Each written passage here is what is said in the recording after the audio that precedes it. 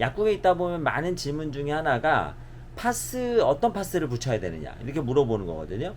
근육이 아플 때 붙이는 파스가 따로 있고 관절이 아플 때 붙이는 파스가 따로 있을까요?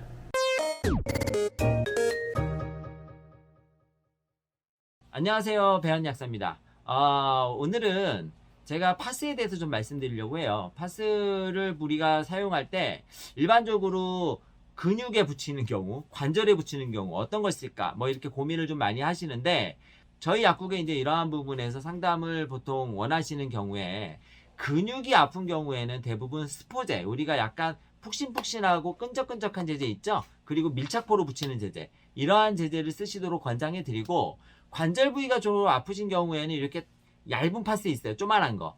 이런 걸 이제 카타플라스마라고 하는데 이러한 파스를 많이 붙이도록 권장해 드립니다. 그 이유가 있는데요. 보통 근육이 많이 아픈 경우에는 근육에 피로물질이나 여러 가지 염증성 물질들이 많이 쌓여 있는 경우들이 많아요. 운동 같은 걸 무리하게 하신다거나 해서 생기는 경우가 많거든요. 물론 스트레스성도 있지만 이러한 경우에는 반대 자극제라 그래서 약간 시원한 느낌 나는 거 또는 화끈화끈거리는 느낌이 나는 반대 자극제로 통증을 좀 완화하면서 순환을 개선, 우리가 근육의 혈액순환을 개선해 가지고 근육 쪽에 피로물질이나 염증물질을 빨리 배출하는 용도로 사용하는 이러한 용도로 되어 있는 스포제를 붙이시는 것이 훨씬 더 효과가 좋기 때문입니다. 그리고 근육에는 전반적으로 넓게 붙이는 게 좋기 때문에 넓은 부위에 붙일 수 있도록 약간 큰 제제를 권장해 드리죠. 이러한 제제들은 대부분 반대 자극제가 들어있어서 냄새가 좀 나요. 그래서 파스 냄새가 나는 경우에는 반대 자극제가 들어있어서 그렇구나 라고 이해를 해주시면 되겠습니다.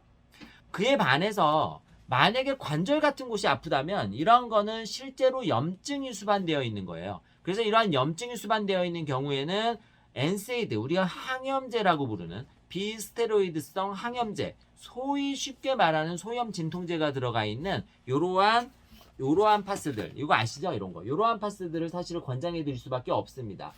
요러한 제제들은 엔세이드가 직접 해당 부위에 들어가서 효과를 보이기 때문에 전신 부작용은 적고 국소 부위에는 아주 효과적으로 작용하죠.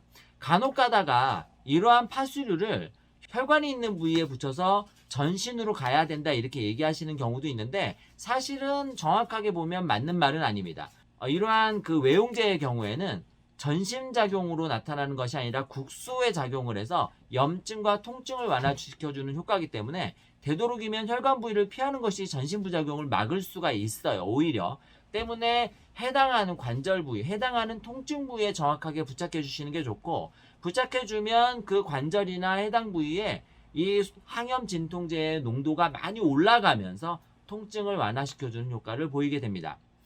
이러한 제제들을 사용할 때 주의사항은 일단은 뭐 피부 트러블에 관련된 부분 당연히 있겠지만 이 해당 항염 진통제라고 하는 성분이 광과민성이라고 하는 그러한 부작용을 가지고 있어요. 그게 뭐냐면 부착해 놓고 난 다음에 부착한 부위에 햇볕을 강하게 받으면 이 여기 조직 안에 들어있는 약물의 농도에 따라서 이 햇볕과 서로 반응을 보여서 강한 트러블을 일으킵니다. 이거를 광과민성 부작용이라고 하는데 이러한 광과민성 부작용은 우리가 흔히 가장 많이 쓰시는 이런 케토프로펜 제제의 경우에는 이틀까지, 2, 3일까지도 지속된다고 하니까 요즘처럼 이렇게 가을 햇볕이 뜨거워지는 계절에는 파스를 붙였던 부위에 외출할 때는 햇볕에 노출되지 않도록 거기를 차단해주는 이러한 긴 옷을 입거나 또는 자외선 차단제를 발라서 햇볕에 노출되지 않도록 하는 것이 매우 중요하겠습니다.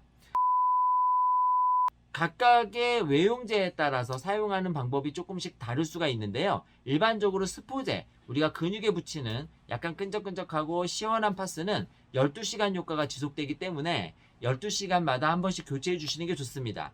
항염 진통제가 들어있는 파스는 일반적으로 12시간에서 하루, 길게는 이틀까지 가는 파스도 있기 때문에 구입을 하실 때 반드시 이게 어느 정도마다 한 번씩 교체해 줘야 되는 건지 확인하시는 게 좋습니다. 스포제의 경우에는 반대 자극제 중에서 캄파가 들어있는 경우가 있는데 캄파가 들어있는 경우에는 30개월 미만의 경우 임산부나 수유부는 사용할 수가 없다라는 점을 기억해 주시고 그리고 항염 진통제가 들어있는 경우에는 각각 진통제별로 사용할 수 있는 연령이 제한 연령이 되어 있습니다. 그 제한 연령을 역시 약사와 상의하신 이후에 어느 연령까지 붙일 수 있는지를 꼭 확인하셔야 된다는 점도 기억해 주십시오. 오늘은 파스를 어느 부위에 붙이셔야 되는지에 대한 내용을 간단하게 알려드렸고 주의하셔야 될 내용도 간략하게 설명해 드렸습니다. 파스를 붙일 때 안전하게 쓰실 수 있게 도움이 되시기를 바라면서 제가 준비한 내용은 여기까지입니다. 저희 링거TV는 항상 여러분들의 건강한 삶을 기원합니다. 궁금한 점 있으면 항상 댓글 달아주시고요. 오늘도 행복하고 건강한 하루 되세요. 감사합니다. 배연약사의 신작 아스피린과 쌍화탕 온라인 서점 및 오프라인 서점에서 절찬리에 판매 중입니다.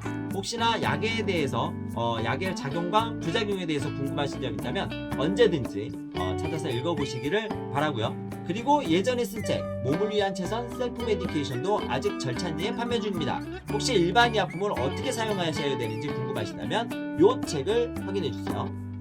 많이 사랑해 주세요.